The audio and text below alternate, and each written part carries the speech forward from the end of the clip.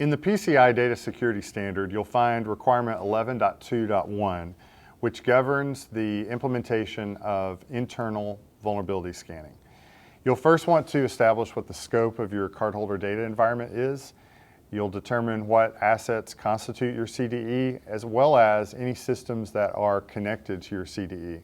You'll want to scan all those assets on a quarterly basis in order to meet this requirement. You'll find vulnerability scanning solutions in the AWS Marketplace, as well as other open source solutions that can meet this requirement. You have to have rankings in your findings so that you know that anything considered high has to be remediated before your next scan.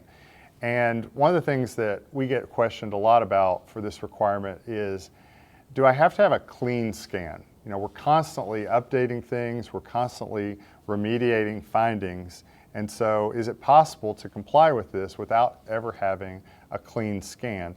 And the answer is yes, you can, because in a lot of environments, you'll run a scan and you'll have some findings that talk about being high, and you'll remediate those things. And by the time you run your next scan, what you're trying to prove is that you have remediated those findings, but by that time you might have some new findings. And so then the clock starts over again for you to remediate those.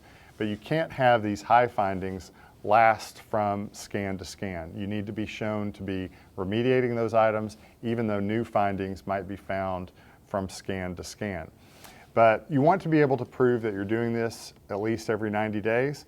And also don't confuse this with the requirement for implementing critical patches within 30 days. Because if you run a scan and you find that you are missing a critical security update to a Windows or a Linux host, you have to have those things remediated within 30 days. You can't wait 90 days before the next scan. And so if you have any questions about implementing a scanning solution and complying with this requirement for quarterly vulnerability scans, please reach out to us today. We'd be glad to help.